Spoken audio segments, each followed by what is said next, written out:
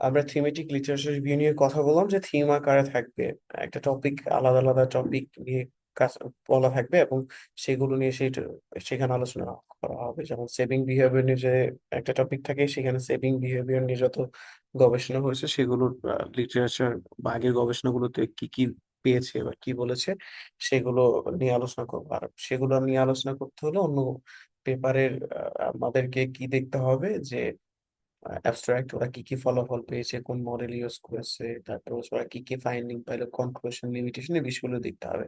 আর literature review আমরা দেখতে পারি অন্যান্য গবেষকরাও তো ধরুন আমি একটা পেপারের লিটারেচার রিভিউ পার্টটা দেখতেছি, ধরুন এটা লিটারেচার রিভিউ, যেখানে কিন্তু থিম আকারে দেওয়া আছে digital marketing and green consumer brand engagement, এটা কিন্তু একটা থিম। এখানে এই থিম নিয়ে আলোচনা করছেন। তো ধরুন আমি অন্য একটা পেপারে যদি লিটারেচার রিভিউটা দেখি, তাহলে আমাকে আমার লেখা সম্পর্কে একটা আইডিয়া আসবে।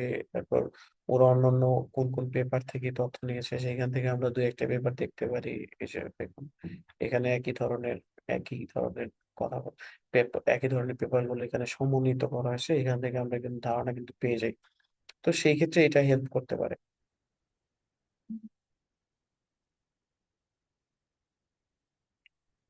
আই থিঙ্ক এটুকু বুঝতে কারো অসুবিধা নেই। তারপরে মেথোডোলজিক্যাল লিটারেচার রিভিউ, এটা বিগিনারদের জন্য একটু কঠিন আর কি। মানে আগের পেপার গুলো তো কোন কোন মেথড নিয়ে কথা বলেছেন, তারপর ওরা স্যাম্পল সাইজ কত নিয়েছিল, ওরা কোন কোন মডেল গুলো ইউজ করছেন, আমি নতুন একটা মডেল ডেভেলপ করতে পারি। তো সেই ক্ষেত্রে এই সেক্টরটাই সেই বিষয়গুলোর আলোচনা করা হবে। যেমন organized not by the content of lead review materials but not method of the research paper. For example একটা পেপারে ধরুন ওরা স্যাম্পল সাইজ নিয়েছেন 90। তো আমার কাছে এটা তাদের বিভিন্ন কিছু বিশ্লেষণ করে মনে হয়েছে যে 90 নেওয়া উচিত না, আরো বেশি নেওয়া উচিত। তো সেই ক্ষেত্রে আমরা এটা বলতে পারি, আমাদের পেপারগুলোতে আমরা কিন্তু আলোচনা করতে পারি এই বিষয়গুলো। তো মেথডের ক্ষেত্রে মেথড যে বিষয়গুলো আছে ওইগুলো নিয়ে ডিসকাস করা হবে। আরেকটা স্টাইল আছে, সেটা হচ্ছে নেরেটিভ স্টাইল। সেখানে শুধু বর্ণনা করে যাবে, ওইখানে থিম থাকবে না, একের পর এক বর্ণনা করে যাবে। আচ্ছা, এটা শুরুর দিকে রেখে আসছি।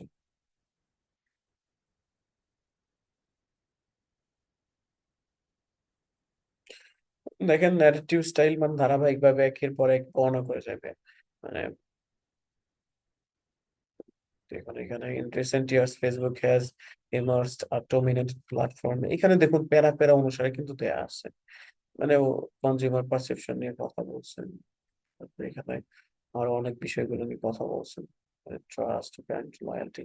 মানে এখানে ওরকমই থাকবে না, আপনার থিম আকারে টপিক আকারে সাজানো থাকবে না, আবার ইয়ার আকারেও সাজানো থাকবে না। এক কথায় আমরা প্যারাগ্রাফ যেভাবে লিখি তো এভাবে বর্ণনা করবে। তো সেই ক্ষেত্রে সেটা হবে হচ্ছে ন্যারেটিভ স্টাইল লিটারেচার রিভিউ। এতটুকু সবার কি বুঝে আসছে? মানে আমরা কিছু প্রকারভেদ নিয়ে কথা বললাম লিটারেচার রিভিউ। আই থিঙ্ক এতটুকু বোঝার কথা সবারই, কারণ এখানে অনেকে আছেন আগে পেপার নিয়ে কাজ করেছেন। আর যারা বিগিনার তাদের জন্য এটা খুবই হেল্পফুল হবে আই থিঙ্ক। সম্ভব হ্যাঁ ভাইয়া, আমি যে একটু নেটওয়ার্ক কারণে জয়েন করতে দিয়ে একটু শর্টে আরেকবার বলে দিতে। জি জি। মানে থিমেটিক লিটারেচার রিভিউ যেটা, সেখানে কোন একটা বিষয়ে ধারাবাহিকভাবে বর্ণনা করে যাবে। এখানে এখানে দেখেন ধারাবাহিকভাবে বর্ণনা করে যাবে একের পর এক। এখানে ওই আগে আমরা যে ন্যারেটিভ স্টাইল, সরি, আমরা যে আগে থিমেটিক স্টাইল দেখলাম, টপিক এক একটা আমরা বর্ণনা করেছি, টপিক আলাদা আলাদা। কিন্তু ন্যারেটিভ স্টাইলে ওরকম টপিক থাকবে না, জাস্ট আপনার শুধু একের পর এক বর্ণনা করে যাবে, যুক্তি পাল্টা যুক্তি হবে, এখানে ওরকম হবে না আর কি। মানে থিম আকার আলাদা আলাদা হবে না। এখানে লেখা নাই যে হচ্ছে আপনার কনজিউমার বিহেভিয়ার অন ফেসবুক, আবার এখানে লেখা নাই কনজিউমার বিহেভিয়ার অন টিকটক, এই টাইপের কিছু লেখা নাই। এখানে কোনো থিম নাই। তো দেখেন একের পর এক কিন্তু এখানে বর্ণনা করে যাচ্ছে। তো বা প্যারাও হতে পারে। তো এটা হচ্ছে আপনার ন্যারেটিভ স্টাইল বলা হয়। হ্যাঁ, আই থিঙ্ক সবাই বুঝতে পেরেছেন এখন। আমরা একটু উদাহরণ দেখি। আচ্ছা, আবার এমনও থাকতে পারে যে আপনার লিটারেচার রিভিউ পার্ট নামে আলাদা পার্টও নাই, এরকম পেপারে থাকতে পারে যে এইটাই মনে হয় নাই, যে influence of consumer environmental beliefs, এটাই মনে হয় আলাদা করে লিটারেচার রিভিউটা দেয়া নাই। আচ্ছা, এখানে ওই ইন্ট্রোডাকশনের ভেতরেই ওরা ঢুকিয়ে দিচ্ছে আর কি লিটারেচার রিভিউ। তো সেই ক্ষেত্রে ওরা একটা পার্টে আলোচনা করে দিচ্ছে, এখানে আলাদা কোনো লিটারেচার রিভিউ নাই। এখন আপনি কিভাবে রাখবেন, আলাদা লিটারেচার রিভিউ দিবেন নাকি না দিবেন, এটা কিন্তু একান্তই আপনার উপর নির্ভর করতেছে, বা আমরা কি স্টাইল লিখতেছি সেটা কিন্তু আমাদের উপর নির্ভর করতেছে। তো এই হচ্ছে বিষয়। হুম, আচ্ছা, একটা literature-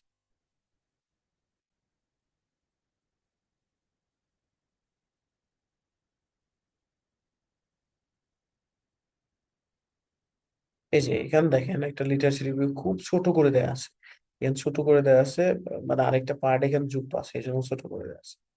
তো এখানে দেখেন লিটারেচার রিভিউ কিন্তু এই ছোট, এতটুকু হবে না কমপক্ষে।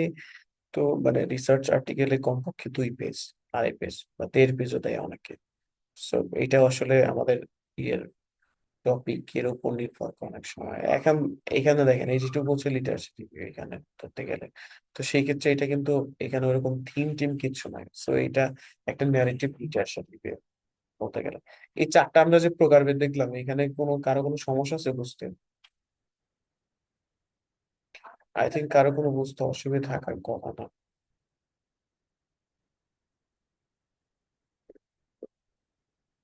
আচ্ছা, থিওরিটিক্যাল ফ্রেমওয়ার্কটা ঠিক মানে ক্লিয়ার, মানে এই যে মিস থিওরিটিক্যাল, করছে কিনা সেটা আচ্ছা আচ্ছা, বুঝতেছি না। আমরা ওই বিষয়টা নিয়ে যদি আপনাদের কোনো সমস্যা থাকে, আমরা থিওরিটিক্যাল ফ্রেমওয়ার্ক, তারপরে হাইপোথেসিস ডেভেলপমেন্ট আর কনসেপচুয়াল ফ্রেমওয়ার্ক, এই বিষয়গুলো নিয়ে একটা সেশন আমরা রাখবো। হ্যাঁ, সমস্যা নেই।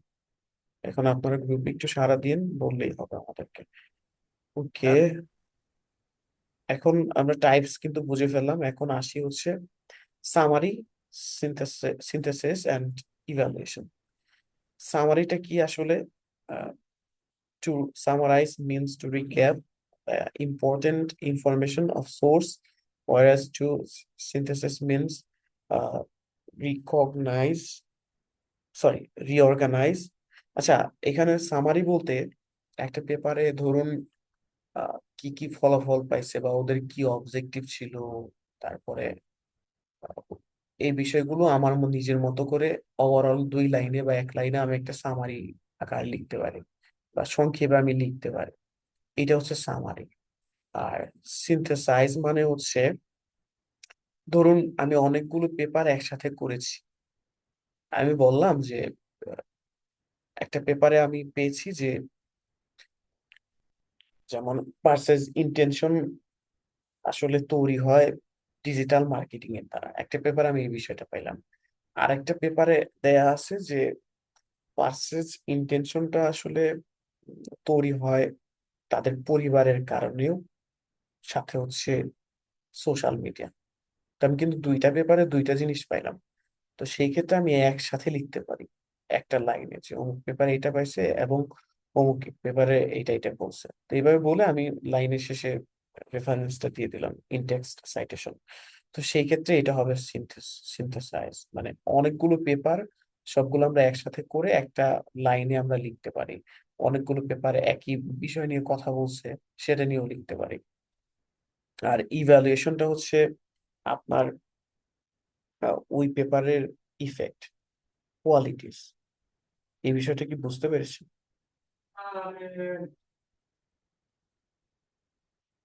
আমি যদি হচ্ছে মানে না বুঝতে পারেন, আমি আবারও রিপিট করবো বিষয়গুলো। সবাই কি বুঝতে পেরেছেন বিষয়টি? হ্যালো?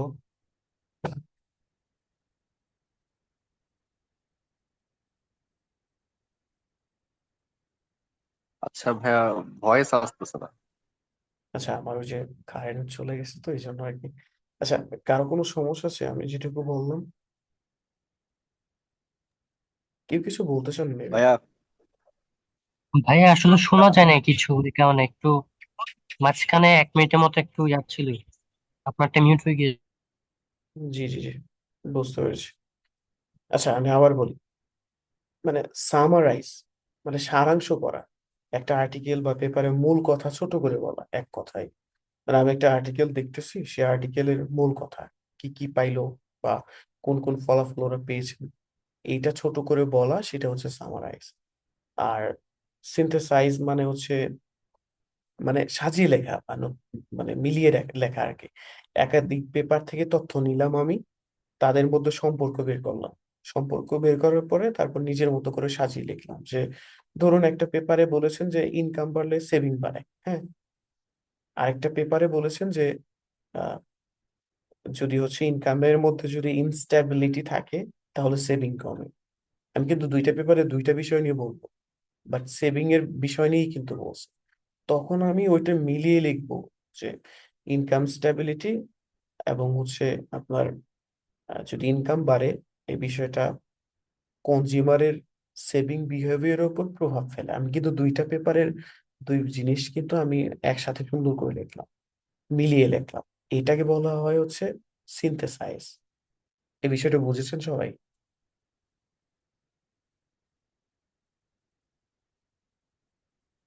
জি ভাই।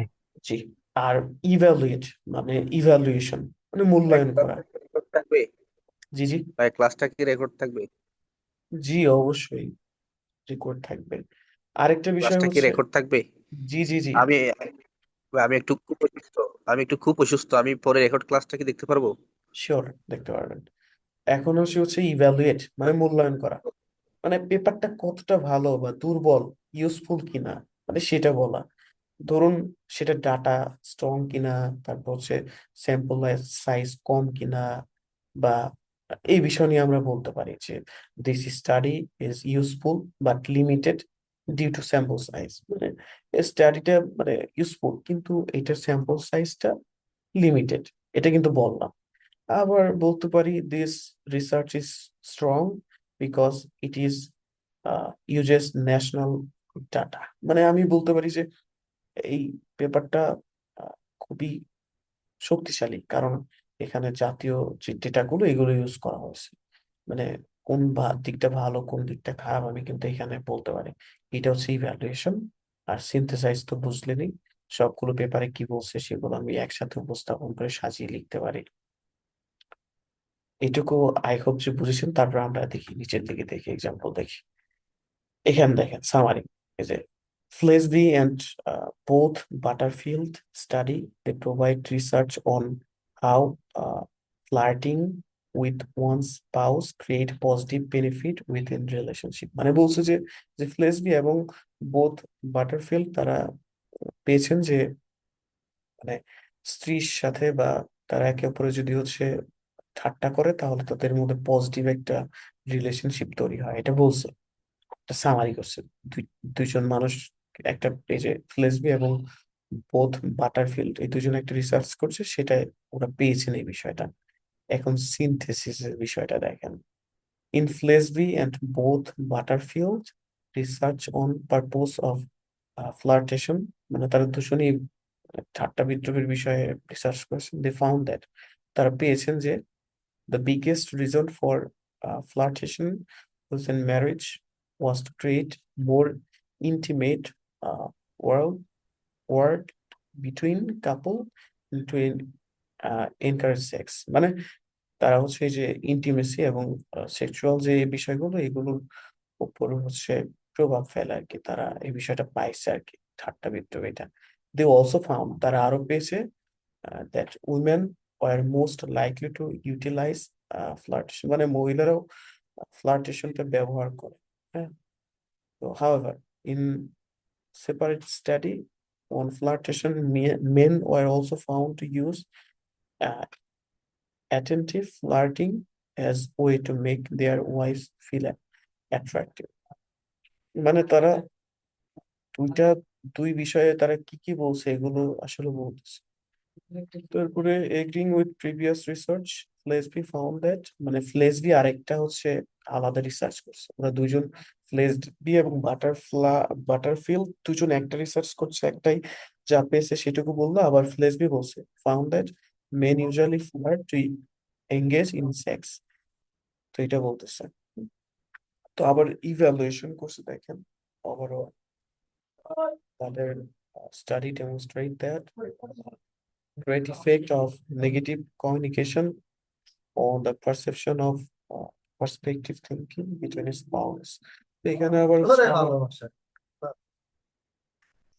তারা হচ্ছে ওভারঅল একটা কথা বলতেছে।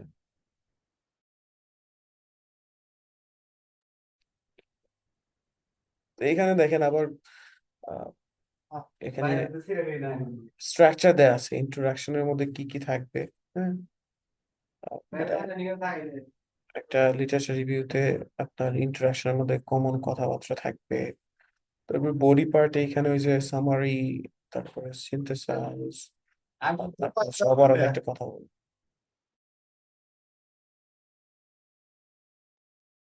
তারপর কনক্লুশনে একটা summarise major contribution of significant studies, আগের যে স্টাডি গুলো ছিল সেগুলোর যে অবদানগুলো সেগুলোকে সামারাইজ করা। তো এই বিষয়গুলো করলেই হয়ে যায়। তো আমরা একটা ন্যারেটিভ স্টাইলে দেখছিলাম, সেখানে এই বিষয়গুলো দেয়া আছে। এখানে দেখেন, এখানে numerous studies have explored the impact of digital marketing on consumer behavior। এখানে যেটা Chafee et al. 2018 demonstrate that digital marketing through high quality and interactive connection। এখানে কানেকশনের কথা বলতেছে যে ডিজিটাল মার্কেটিং দ্বারা আসলে কনজিউমার বিহেভিয়ার বা এগুলো কানেকশনটা বেশি হয়। এন্ড দেন তারপর আরেকজনের কাছ থেকে বলতেছে emphasise the role of perceived consumer value. এখানে কিন্তু হচ্ছে ডিজিটাল মার্কেটিং এর কথাবার্তা বলতেছিল, আবার আরেকজন এখানে এসে বলতেছে যে পারসিভড যে ভ্যালু সেটা নিয়ে কথা বলতেছে, যে এটা আসলে ডিজিটাল মার্কেটিং এর মাধ্যমে এটা স্ট্রং করে। তো লিটারেচার রিভিউ মানে হচ্ছে শুধু যে পজিটিভ বিষয়গুলো থাকবে এমনটা না, নেগেটিভ যুক্তি, পাল্টা যুক্তি এই বিষয়গুলো থাকবে। আসলে বলতে গেলে এইটা নিয়ে 2টা সেশন নেওয়া উচিত, অনেক বড় একটা আলোচনা। So, সেই ক্ষেত্রে একটা সেশন নেওয়া দরকার। তো যাই হোক, তারপর আমরা দেখি। এখন আসি হচ্ছে হাউ টু সার্চ লিটারেচার। আপনি সার্চ করবেন কোথায়? জাস্ট গুগল স্কলারে যাবেন। আহ, আচ্ছা, আপনাদের মনে হয় জানা আছে যে how to get Q1 journals article, এটা জানার কথা আপনাদের। তারপর আমি বিষয়টা দেখিয়ে দিব অন্য কোনো সময়, অথবা যদি কোনো ভিডিও থাকে সেটা লিংক দিয়ে দেবো। ওকে, তো এখন আপনি সার্চ করলেন, পেপার সার্চ করে ভেতরে গেলেন, পড়লেন, সেটা ম্যানুয়ালি করতে পারেন। এখন ব্যাপারটা হচ্ছে আপনি সেখান থেকে কিছু বিষয় এক্সট্রাক্ট করে নিয়ে আসতে হবে। First of all you can add title, একটা ওয়ার্ড ফাইলে করতে পারেন। তারপর হচ্ছে রেফারেন্সেস আপনি নিতে পারেন।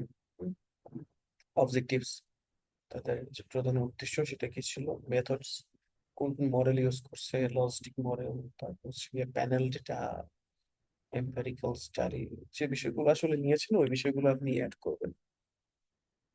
তারপর হচ্ছে লিমিটেশনস, তাদের লিমিটেশন কি ছিল, হতে পারে limited sample size, limited data. তারপর হচ্ছে এই বিষয়গুলো উল্লেখ করবেন। লিমিটেশনের পার্টটা একদম শেষের দিকে থাকবে না, থাকবে আপনি দেখবেন ফাইন্ডিং, মানে আলটিমেটলি তারা কি পেয়েছেন।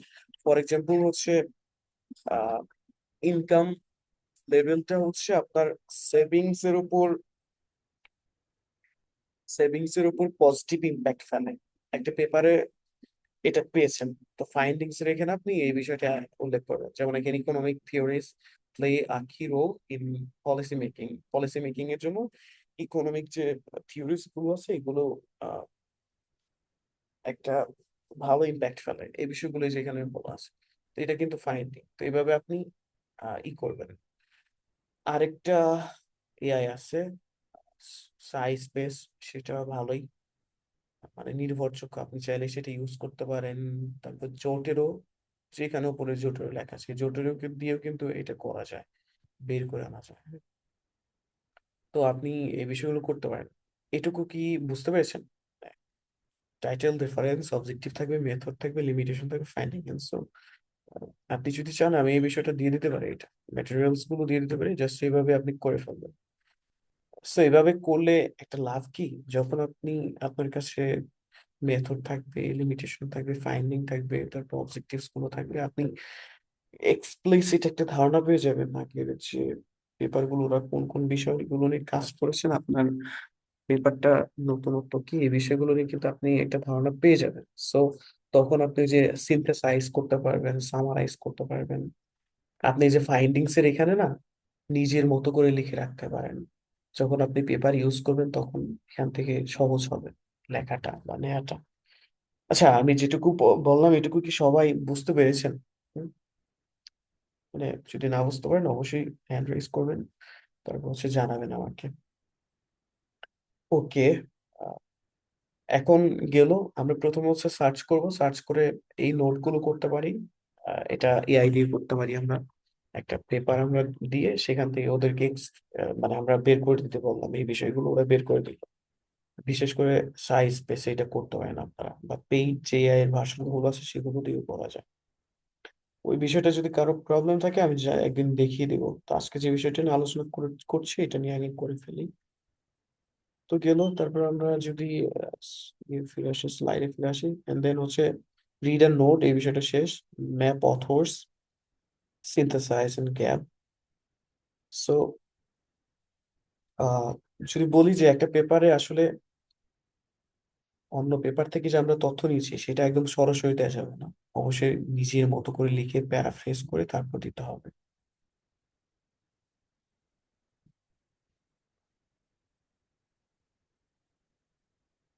সো আমাদেরকে এই বিষয়গুলো আসলে, মানে কারো কোনো প্রশ্ন আছে আমাদের যতটুকু ছিল সেশনে? প্রশ্ন থাকলে বলুন। ভাইয়া, আজকে এত কিছু একসাথে দেখাইছেন তো মানে কেমন জানি হিজিবিজি লাগতেছে। প্রপারলি নিতে পারছি না, এরকম লাগছে। আচ্ছা আচ্ছা, এই জন্য আমি বললাম যে দুইটা সেশন করা উচিত ছিল। এই জন্য আর কি বললাম। আচ্ছা ভাইয়া, ওই লিটারেচার রিভিউতে মিনিমাম মানে কতগুলা পেপার দিতে হবে, এরকম কি কোনো ক্রাইটেরিয়া আছে বা স্ট্যান্ডার্ড এরকম কতগুলা ধরা হবে? স্ট্যান্ডার্ড ক্রাইটেরিয়া বলতে আপনি কোন এরিয়া নিয়ে কাজ করছেন আসলে এটার উপর নির্ভর করে। যেমন আমি আপনাকে দেখাই, আপনি পেপার পড়বেন দেখবেন ওরা কতগুলো ইউজ করছে, আপনি এটা কিন্তু বুঝতে পারবেন। দেখুন এইটা একটা পেপার, হ্যাঁ, এটা আপনাকে দেখাই। দেখেন এখানে ও ওনারা একটা লাইন লিখতে গিয়ে কতগুলো আপনার সাইটেশন দিচ্ছে। হুম, আপনি দেখবেন সাতটা একসাথে দিচ্ছে। সিনথেসাইজ যে বিষয়টা বললাম, অনেকগুলো পেপারে কি কি বলছে এই বিষয়গুলো একসাথে দেয়া। এখান থেকে কতগুলো সাইটেশন দিয়েছে দেখছেন। এইগুলো এই তথ্যগুলো এই পেপার থেকে নিয়েছেন দেখছেন।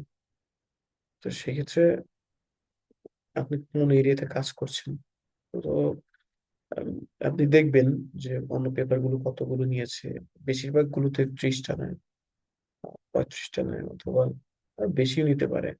এখন আপনার টপিক সিলেকশন বা আপনার এরিয়াটা নির্ভর করবে। এখন ধরেন আপনি আপনি যত যে টপিকটায় কাজ করছেন সেটায় অ্যাটলিস্ট 70টা বা 60টা পাইলেন। তো সেই ক্ষেত্রে আপনি সবগুলো লিটারেচার রিভিউ লিখে ফেললেন, সেটা হয় না। এখন আপনার ইয়ের সাথে রেলিভেন্ট যে বিষয়গুলো সেটা দিবেন। তো এটা হচ্ছে বিষয়, অন্য পেপার গুলো দেখবেন, দেখলে এটা একটা ক্লিয়ার আইডিয়া পেয়ে যাবেন কোন এরিয়া সিলেক্ট করছেন এটার উপর নির্ভর করে আসলে।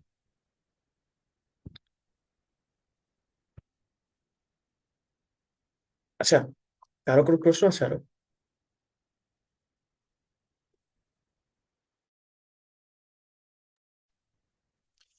আসসালামু আলাইকুম রনি ভাইয়া। জি, ওয়ালাইকুম আসসালাম ভাই, বলেন। ভাইয়া আজকের ক্লাসের স্লাইডটা কাইন্ডলি দিয়ে দিন। উম, আজকেরটা খুব জি জি গুরুত্বপূর্ণ। জি জি, শিওর। আমি স্লাইড দিব, বলতে তার গেলে সাথে মাথার উপর থেকে মাথার উপর দিয়ে আবার যেতেছে। দেখা লাগে। জি শিওর, এই যে হ্যাঁ, এইটাও দিয়ে দিব, এই যে মানে এই যে স্লাইড আছে এটা দিয়ে দেবো। হুম। আর ভাইয়া আরেকটা কথা আছে, আমি হচ্ছে ম্যানেজমেন্টের। এখন পর্যন্ত ভাইয়া আমি একটা টিম আর এবং টাইটেলটা পাই নাই ভাইয়া। আপনারা আমাকে নক বলছিলেন করবেন, সিলেক্ট করে দিবেন। আমাকে নক করবেন। আমি আর আপনাকে knock করে জি, এটা রেকর্ড থাকবে, তো রেকর্ড থাকলে আপনি দেখে নেবেন আরেকবার, কোনো প্রবলেম থাকলে জানাবেন। শিওর ভাইয়া, আমি আপনাকে আরেকবার নক দিয়ে রাখবো। শিওর।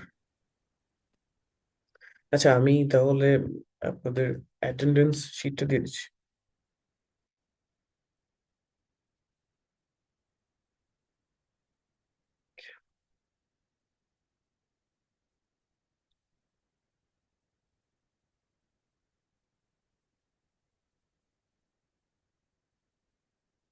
আর কারো কোনো প্রশ্ন আছে?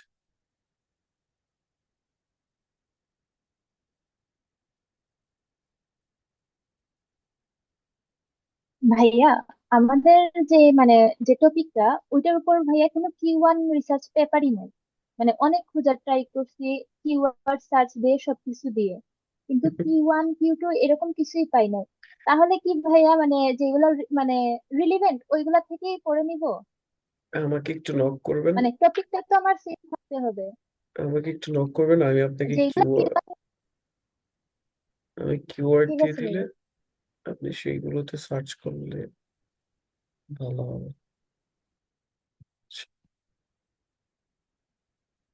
আচ্ছা, আমি অ্যাটেন্ডেন্স শিটটা দিয়ে দিয়ে দিয়েছি, আপনারা ফিল আপ করে নিন করে।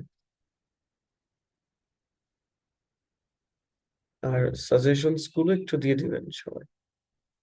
ওকে, যদি কারো কোনো প্রবলেম না থাকে আমরা সেশনটি এখানেই সমাপ্ত করছি।